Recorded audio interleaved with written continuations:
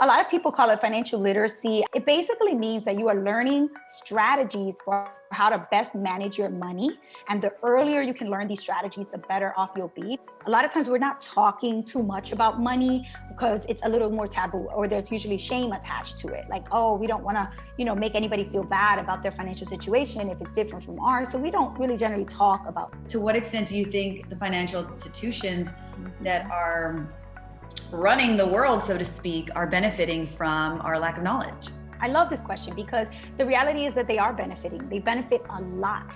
Two really quick examples. The first one is that overdraft fees, banks make billions with a B, billions, tens of billions of dollars in profit just from one type of fee that they charge, which is the overdraft fee.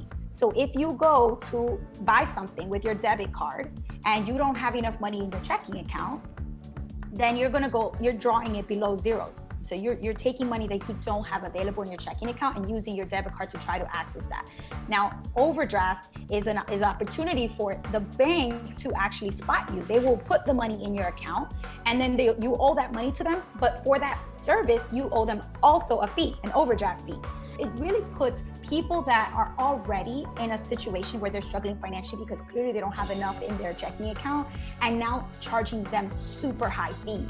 There's federal regulations in place that say no bank can give you overdraft in your account as a feature unless you opt in.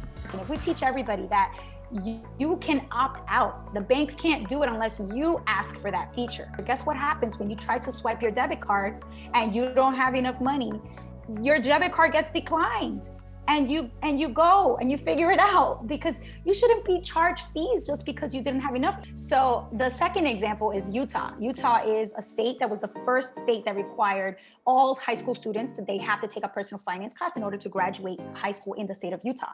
And after about 10 years of running this program where that class is required, they did a study and they looked at the students who graduated with that financial education. And what they noticed was they made smarter choices about borrowing for paying for college. Instead of taking on private student loans first, what they did was they maxed out all of the federal student loans that were available to them at the lowest possible interest rate first.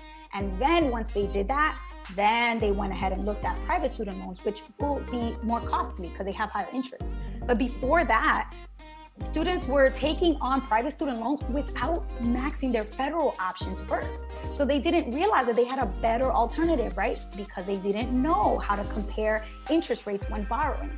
So teaching students, having this financial education makes a big difference. I think financial technology today is one of the huge reasons why we're seeing such an improvement in people's financial habits. You actually are able to learn while you make financial choices because of FinTech, financial technology, the apps, the different sites available, the resources available on your watch, on your computer, on your phone.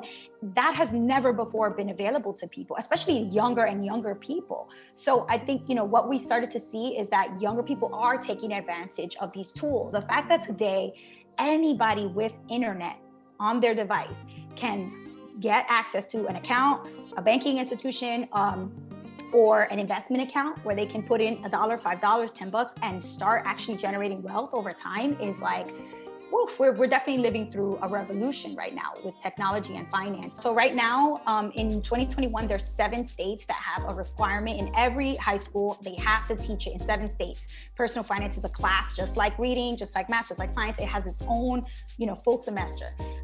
7 states, okay? And there's 50. I definitely do think that progress is happening, but it's happening so slowly. And my mission is to be the catalyst that's gonna speed up. And I want more young people to talk about this. I want them to be writing petitions and saying the high school should offer this class. It needs to be something that everybody is taking into their own hands and becoming an advocate. We all have to demand it.